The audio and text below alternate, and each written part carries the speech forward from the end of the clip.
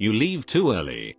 Like a lot of the stories here, my MC was due to scheduling. I was a system administrator for a big, 3-letter telecom company in the one small, department. There were 2 admins, me and Jay. Jay was awesome. Super intelligent, very friendly, and was great at his job. He and I decided that I would come in early and he would stay late, so there was more coverage during the day. It worked great for both of us for a few years. I would get to work around 6:30 AM. I would review all the system generated reports overnight, check the health of the servers and database, and then generate the daily reports for various managers throughout the company, including my own manager and his boss.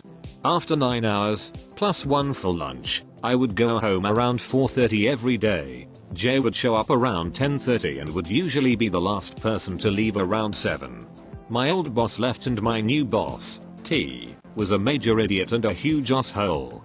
He knew nothing about IT and should have never been put in charge of people. He was a nepotism hire. After about 6 months of T working there, he brought me into his office. He said that he was very concerned about how I would just up and leave each day at 4:30 and not so consistent that you could set your watch by it.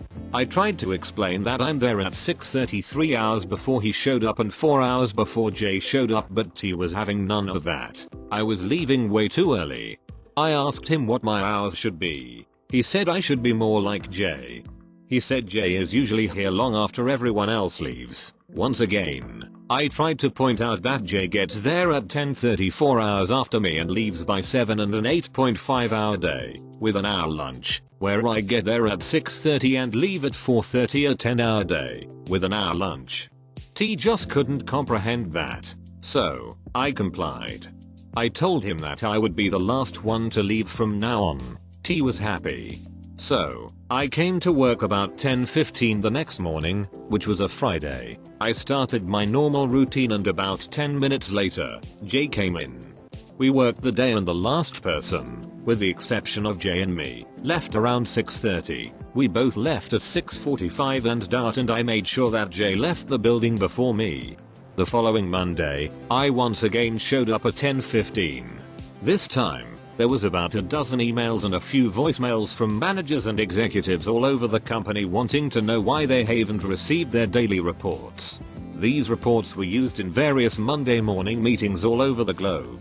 I explained to them that my hours have changed, and they would be getting their daily reports by 1 PM. One of those executives was my boss's boss.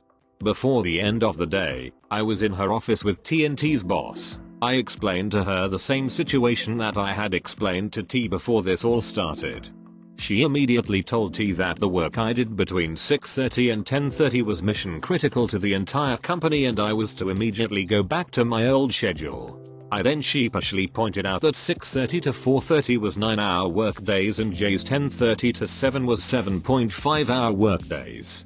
I said I would be happy to go back to a 6:30 start time, but was going to limit my hours to 8-hour days, since I didn't get OT. So, starting the next day, Tuesday, and every day after, I showed up at 6:30, did my work, and smiled and waved at T when I went home at 3:30 later that afternoon. So consistent, you could set your watch by it.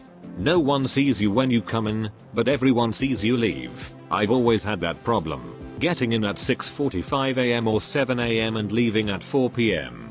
My boss never saw me come in, but always glared at me when I left. Started sending emails immediately when I arrived to make sure he knew.